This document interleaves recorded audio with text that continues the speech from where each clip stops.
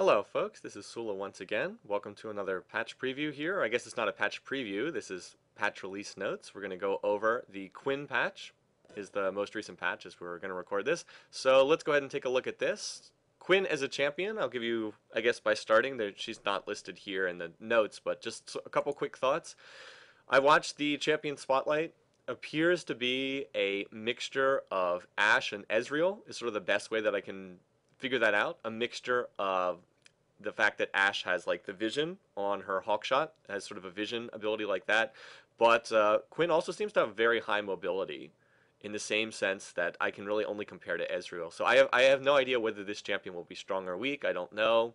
Haven't seen Quinn played yet. She only just came out as I record this video, so I don't know.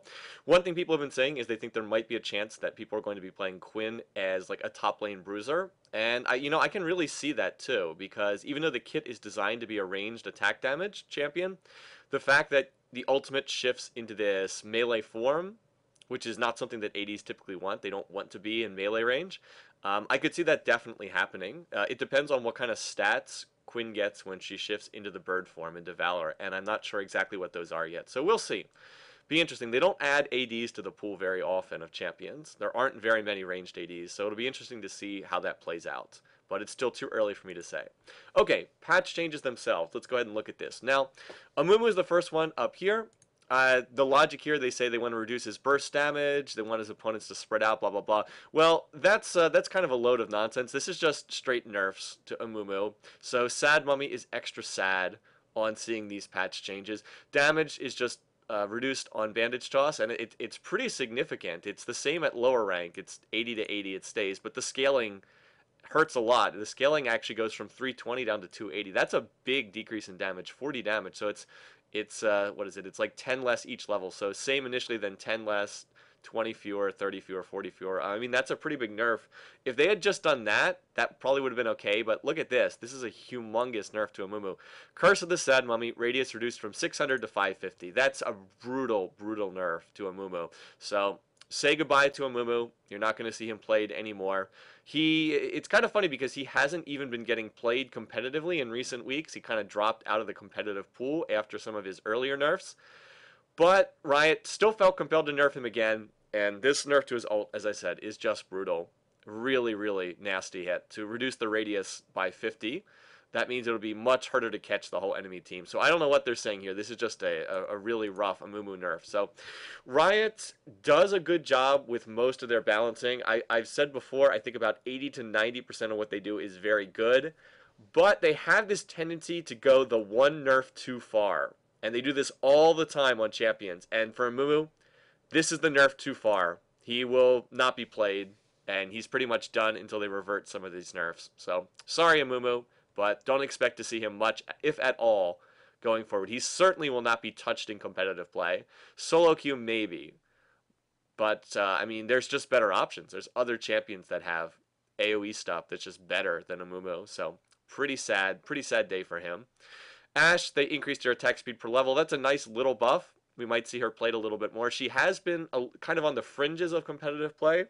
People have run sort of specific team comps that make use of her arrow for initiation, so we might see her used a little bit more. We'll see. Nice little buff, nothing that's going to change anything too much, but useful for Ashe players. They'll get, over 18 levels, they'll get about 15% extra attack speed. That's a pretty big deal. Darius, nerfs to Darius. Not really needed. Darius is not dominating the competitive scene, and he's not even picked that much in solo queue these days, so don't really understand this whole point. They are changing it so his ultimate, instead of just resetting on a kill, if it kills the target, it can be recast within the next 12 seconds. That is a big nerf, though, because that means even if you successfully get a kill, you can still do the Darius thing. You can still pull off kills in succession, but as soon as you use your ult, it's going on cooldown. You know, as soon as the fight's over, it's on cooldown again. So that's a very big nerf to how his kit works. In other words, even if you successfully pull off the execute, I mean, you can use it again in a team fight, but it's going on cooldown, period. So that is a very big nerf to Darius. They've adjusted the cooldown. They've actually made the cooldown longer at low ranks and then slightly shorter at high ranks. But again, this is also kind of a nerf here, too, because Darius' strength as a champion is that he's a lane bully. He bullies people around in lane. He is useful in team fights if he can get the resets on his ult, but honestly why people play him is because he bullies people around in lane. So making the cooldown longer at lower ranks, at level 6 through level 11, that's also a big deal. And so now even if you kill someone in lane, his ult's going on cooldown for 120 seconds. That's a big, big nerf. So I'm not sure that this was necessary, to be honest. I don't really feel like Darius has been dominating. He hasn't been played competitively in months. I haven't really seen him in a very long time from the pro teams.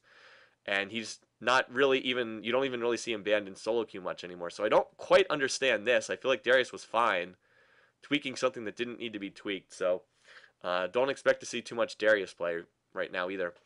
Fiddlesticks visual effects were updated. Very nice. Okay. We don't care. Garen nerfs coming in. Garen nerfs. They are lowering his, what's this? They're lowering his armor and magic resist depending on level. That's not even listed here in the patch notes, but they've said he's going to lose armor and MR depending on level because he no longer gains bonus armor and MR from his base stats. That's a fairly big deal, to be perfectly honest. Maybe not at low levels, but it does matter as the game scales. Here's another nerf. Reduced the heal amount. This is his passive. Reduced it from 0.5% from maximum health to 0.4%. So that's a fairly big deal. They fixed a bug on his decisive strike. I think that's... I'm not sure which one of his skills this is. I think this is his Q, but don't quote me on that. I don't play Garen. Courage, let's see. Here we are. Here is the passive adjusted. Now increases bonus armor and MR by 20%. Oh, okay, I see. This is a big deal. Passive increases bonus armor and MR instead of total armor and MR. That's a fairly sizable nerf, in all honesty, because that means his base stats don't get affected by it. Yeah, so... yeah, nerfs to Garen. I mean, not huge. Nothing here is crippling. Nothing here is like the range nerf on Curse of the Sad Mummy. Nothing like that, but these things add up over time, and Garen's not exactly a powerhouse anyway. I know that he's popular in low elo because he's kind of a face roll champion, but certainly nobody's playing him competitively. So again, not entirely sure this was necessary, but okay, I guess. Fair enough. Maybe he was stomping low elo, and I just wasn't aware of it. Hecarim, big nerfs. Big nerfs to Hecarim, specifically targeting his W, which is his best skill. They're going after that. They are buffing the damage on his Q, on his Rampage. That's nice, but they're buffing it by 10 at all levels. It's just straight 10 across the board. Not that big of a deal. That is more than canceled out by the nerfs to his W. They've adjusted the healing to now 20% at all ranks instead of 10 scaling up to 30%. And that's a big nerf because what makes Hecarim strong is the fact that late game in team fights, he's just almost unkillable. That he would pop his W and he'd get 30% healing on that. So, I mean, the reason why people were picking Hecarim is because of how well his W scaled. And that's being nerfed right here. Then, to make matters worse, they also nerfed the Living Daylights out of the cooldown. So instead of being 14 at all ranks, it's 20 dropping down to 14 at max rank. Big deal. And finally, they also fixed a bug where it was dealing more damage. So they nerfed the Living Daylights out of this skill. I mean, oh my god. Now, was Hecarim a strong choice? Yes. You could argue that this was deserved because he was... I mean, his specific niche was he would scale impossibly well in the late game.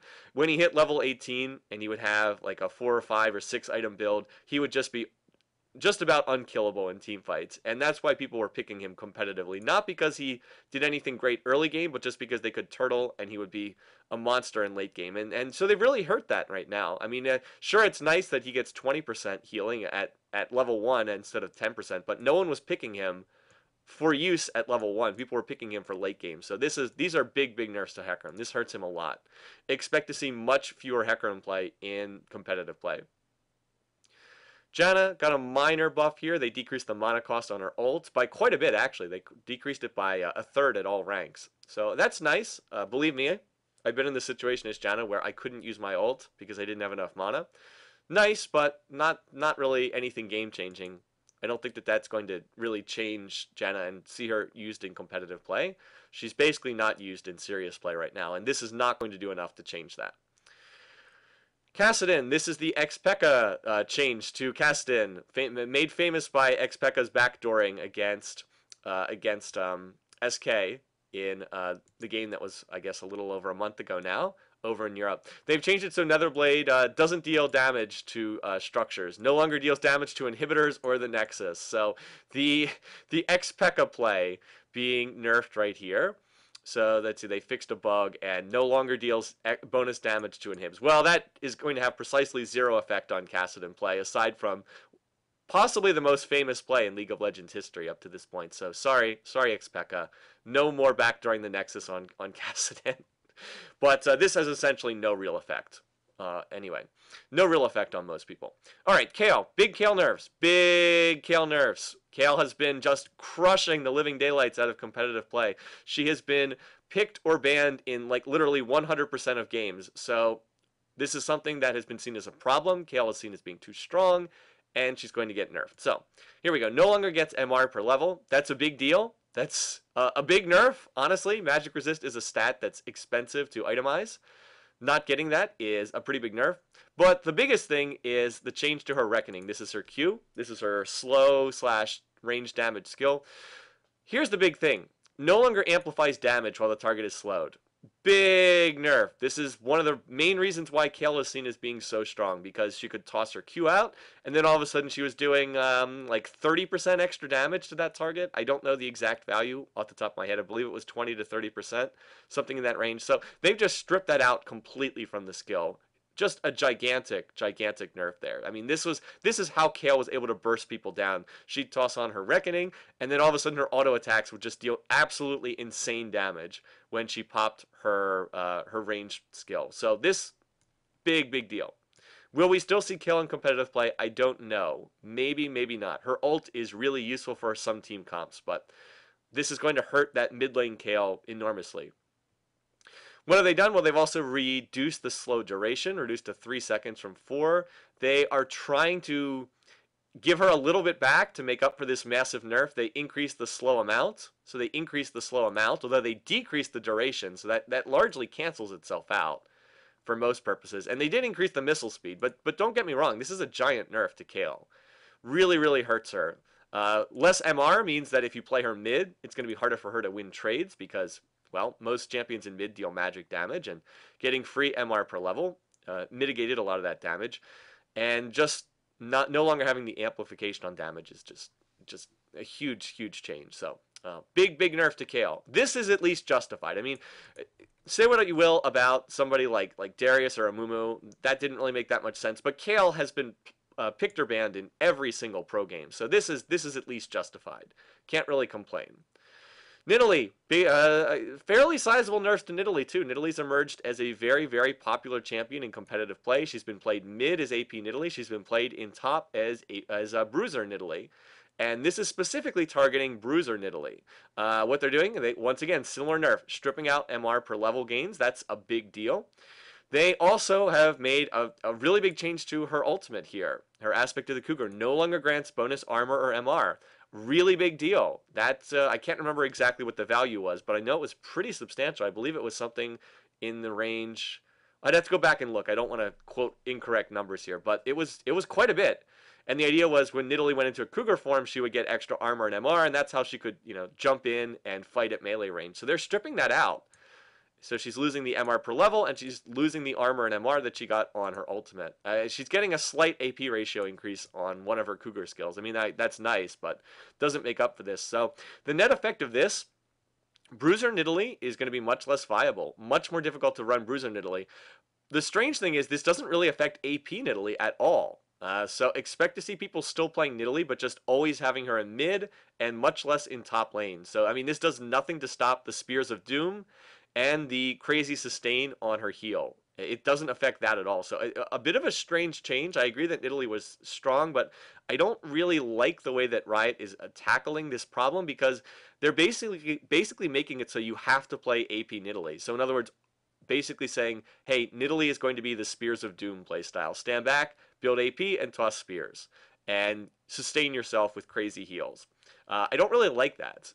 The whole idea in the first place was that she could switch between a melee and a ranged form, and this is kind of removing the option to play in melee form, or at least making it a lot more difficult. So I'm not a huge fan of this particular change. I think that they could have attacked the problem in a more intelligent way with Nidalee. So anyway, we will see, but expect to see more AP Nidalee and fewer Bruiser Nidalee in top lane. All right, Renekton, they've apparently fixed a bug, so we can now critically strike on one of his skills. Okay, that's nice. Not really going to change anything. Taric getting big nerfs here. Taric has emerged as either the top or very close to the top support in Season 3.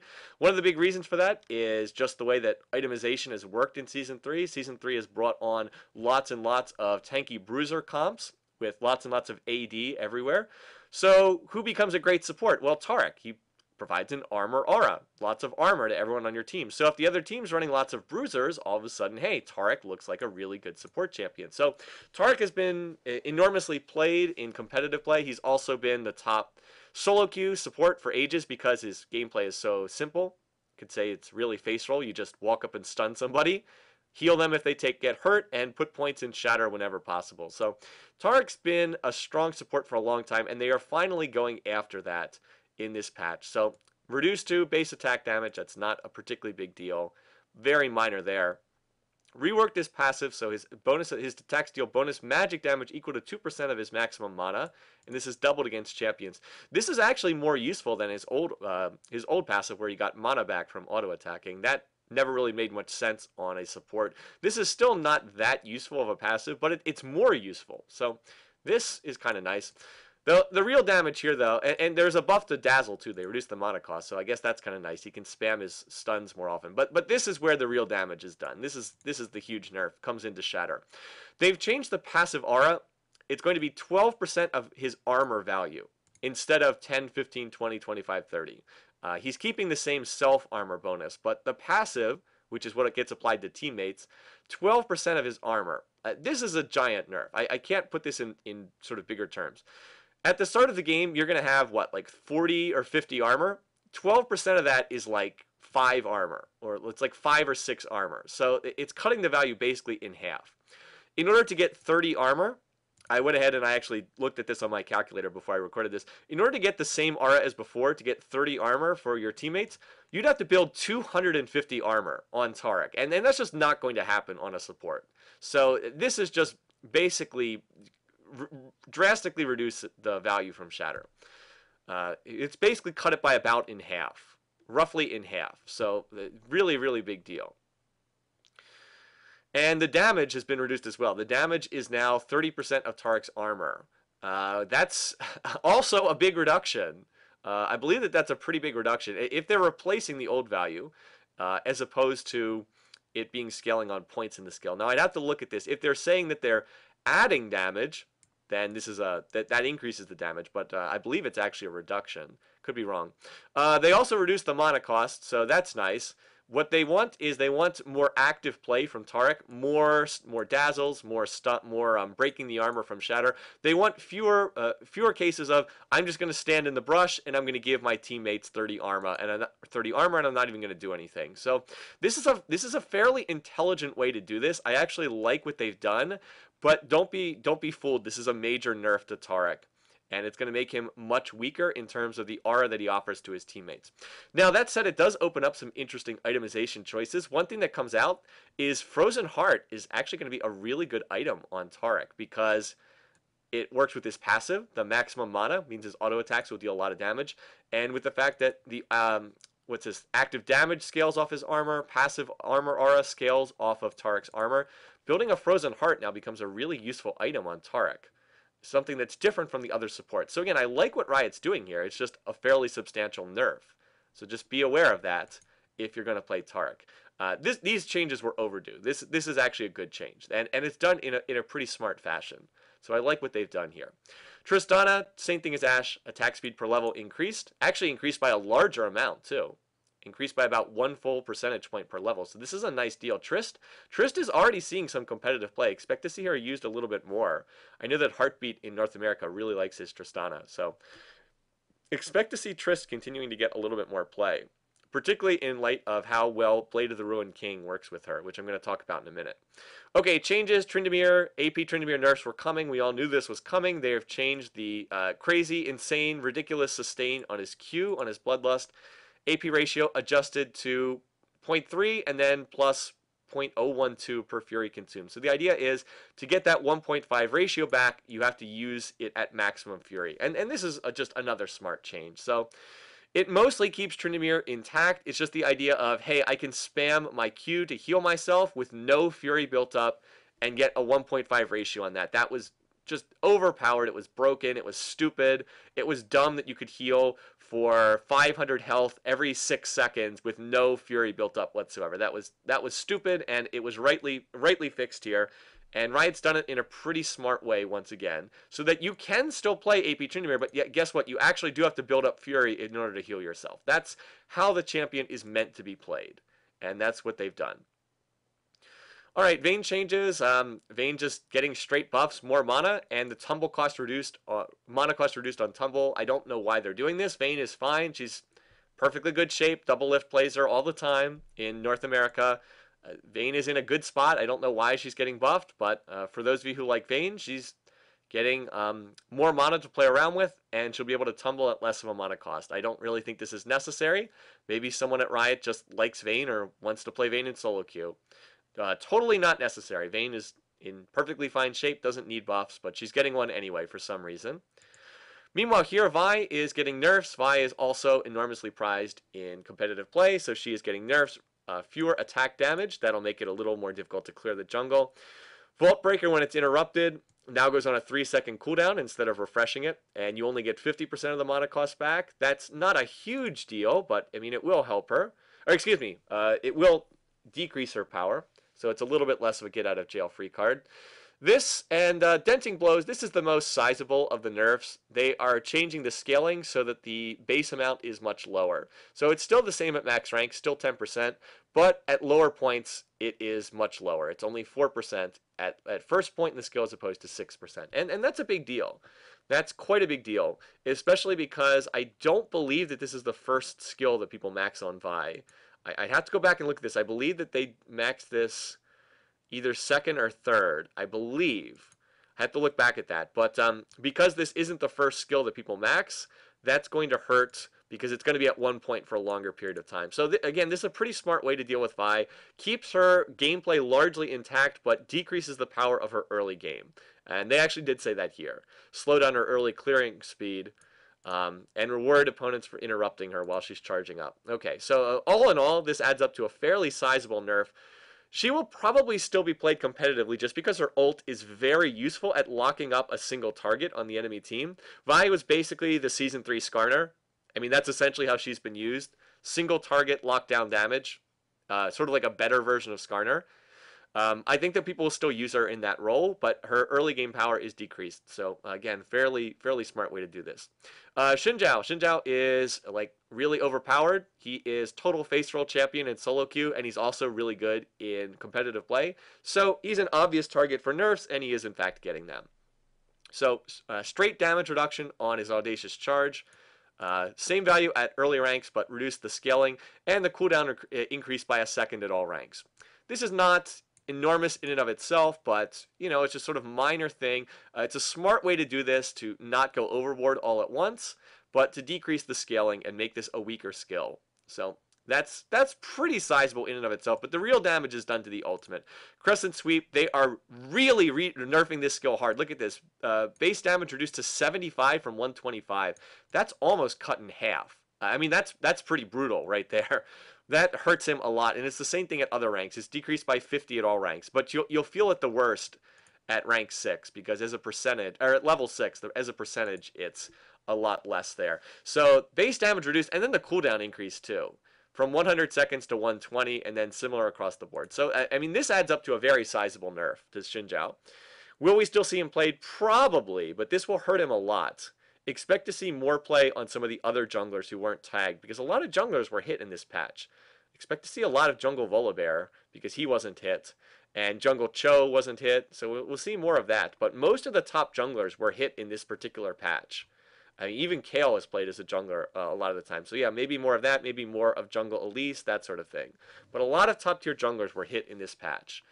So anyway, I mean, these were good changes, don't get me wrong. They're mostly good changes, but it just, Riot is spinning the wheel again and shifting up which champions are strong and weak, as they do constantly.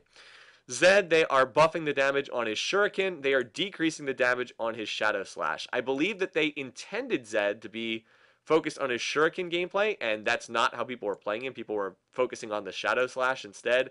And my understanding is that they want to reverse this. They want people to emphasize the Shuriken. That they wanted to be more of a poke from a distance champion, sort of like pseudo Kennen, as opposed to being an all-in melee champion. And I believe that they're trying to shift the gameplay to try and reflect that. Or at the very least, maybe they just thought that Shadow Slash was too strong, and they wanted to balance it out by giving more damage to the Shuriken. I don't know. I don't play Zed. But that's my understanding of what they want to do.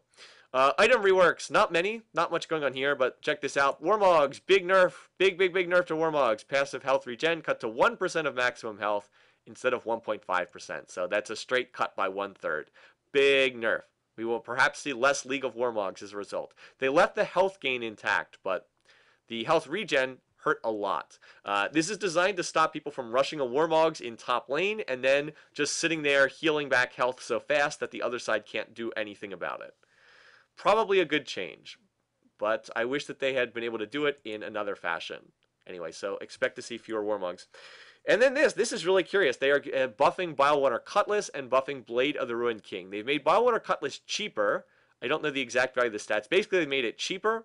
They reduced the attack damage and lifesteal and just basically made the item cheaper so that people will pick it up faster. And then Blade of the Ruined King. Big buffs here. I'm not exactly sure what they're doing because Blade of the Ruined King was already a pretty good item. But look at what they've done. So they reduced the attack damage, but check out what it gets in return. Oh, gets 40% attack speed. Holy cow, 40% attack speed. Are you kidding me?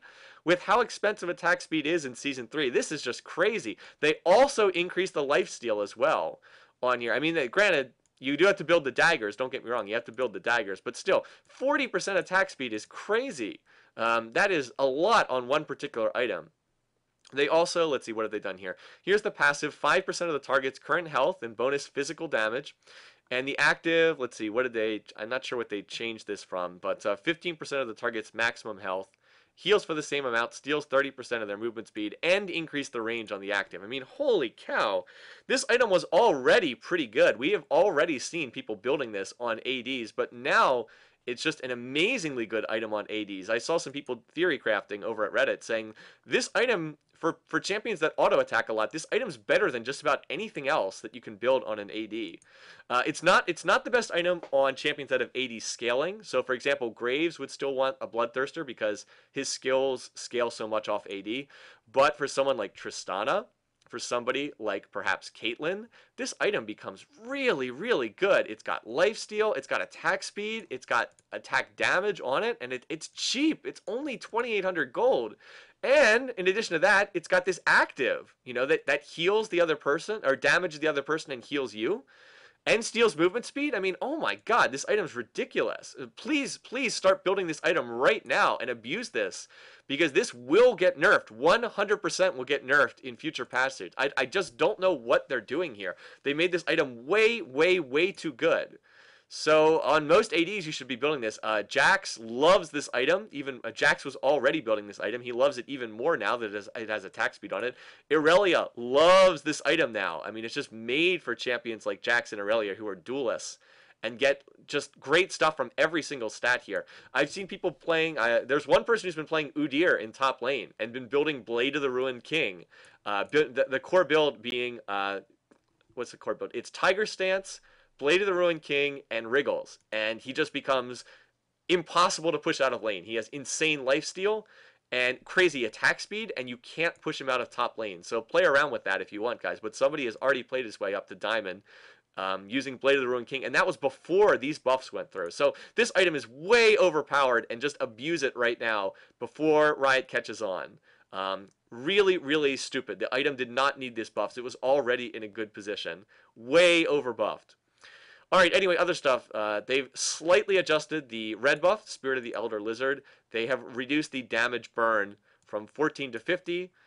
They've reduced it. They reduced it from 15 to 66 to 14 to 50. That's pretty minor, but it might affect slightly less damage on that burn effect.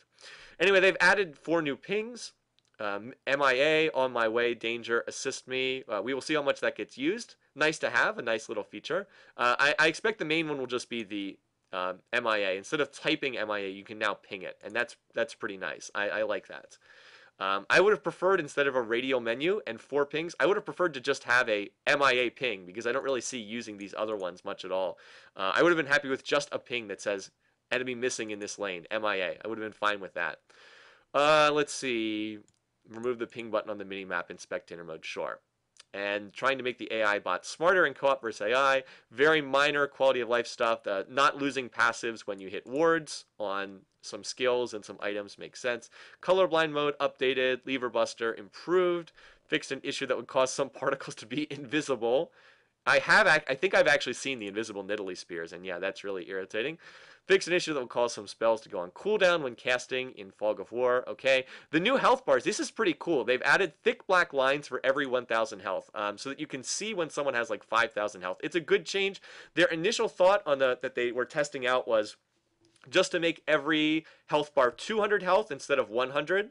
But that didn't really work, because at the start of the game, Sona would have 400 health and she would just have 2 health bars. And it just looked really stupid. So this is a better way to do that. A thick black line for every 1,000 health. Very smart. I like the idea. I've seen the pictures of it and it looks pretty good. And let's see, updated the death screen. Doesn't really seem to have that much effect, and that's it. So for the patch overall, pretty good. A very nerf-heavy patch, I would say. This one's pretty heavy on nerfs. Specifically going after junglers. I don't know why, but they really targeted junglers. So maybe they just wanted to shake up the metagame in terms of junglers. But mostly it was junglers that got hit. I feel like Amumu was the hardest hit here. I feel really sorry for him, because he didn't need to be nerfed. He was already fairly well balanced overall, but poor Amumu took it on the chin. He's a really sad mummy. And that's all there is to say. Darius nerfed for not really needed. Some of these other ones like Hecarim, Kayle, Nidalee, Taric, those are all understandable nerfs. Thank goodness we don't have to deal with AP Tryndamere. Everyone thought that was obnoxious. For the most part, pretty good patch. For the most part, pretty good. But a real question mark on Blade of the Ruined King. Real question mark there. Don't know why they are doing this. It's way, way, way too many stats on one item here. For that cheap. It's way too many stats for an item that doesn't even cost 3,000 gold. This item's 500 gold cheaper than a Bloodthirster, and it gives way more in stats. So anyway, that's all I have to say here. So that'll cover it up for this one. Once again, hope you guys enjoyed this patch review, I guess. Not patch preview, a patch review. Hope you guys enjoyed this. Have a great weekend, and I will see you guys next week. Take care.